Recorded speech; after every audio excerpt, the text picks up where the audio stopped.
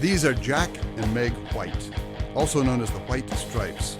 They're a band from Detroit. They make rock and roll without a bass guitarist. This is Steve McDonald of the veteran band Red Cross. Steve thought the White Stripes could use a bass player, so he appointed himself. He took the White Stripes album, called White Blood Cells, and re-recorded it, laying a bass track down on every song. Then he released the results as MP3s on Red Cross's website.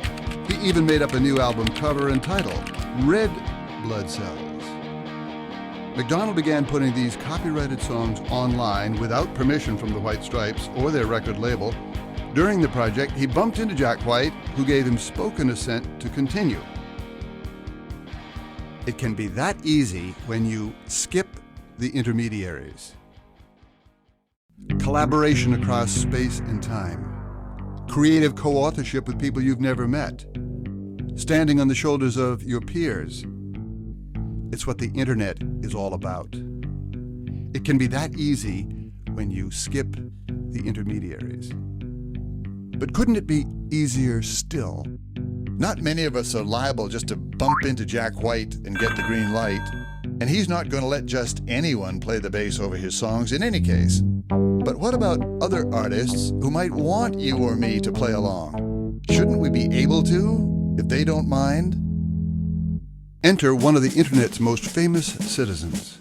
A face familiar the world over, a public identity rivaled only by a handful of corporate giants and global superstars, the Big Copyright C. Everyone knows what Big C stands for. Big C means all rights reserved. Big C means ask permission. Big C protects copyright owners and notifies the rest of us of their ownership.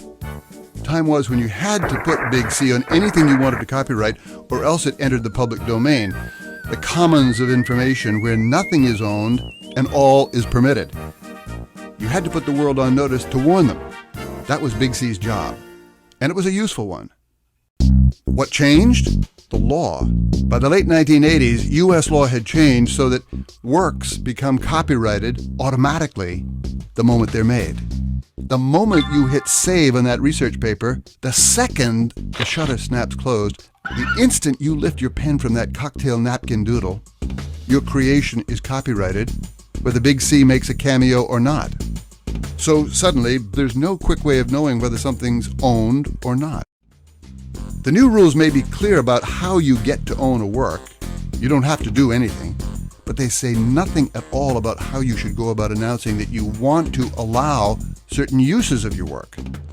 So what? Well, if you're a digital filmmaker whose every frame must be cleared by an army of lawyers before making the cut, or if you're in a band whose label won't let you put a song on a file-sharing network, or if you're a professor trying to put together online course materials, or if you're a DJ chasing down permission to use every snippet of song in your sonic collage, if you're one of these people, then you know, so what? We interrupt this brainstorm to call the lawyers. You drop what you're doing and call all the lawyers. You ask for permission, even to use a work whose author doesn't mind if you use it, because you have no idea what the author's intent is. You ask for permission, even to share some of your rights. Or you venture forward unsure what your risks and rights are exactly. Or, in a haze of legal doubt, you do nothing. The bottom line, Big C is out of a job. The middlemen are not. Enter Creative Commons. Creative Commons wanted to find an easy way to help people tell the world up front that they want to allow some uses of their work. We called the experts, the U.S. Copyright Office, for advice. Their response? There's no real answer. Get creative. So we got creative. How? Our CC brand marks works that are governed by Creative Commons licenses.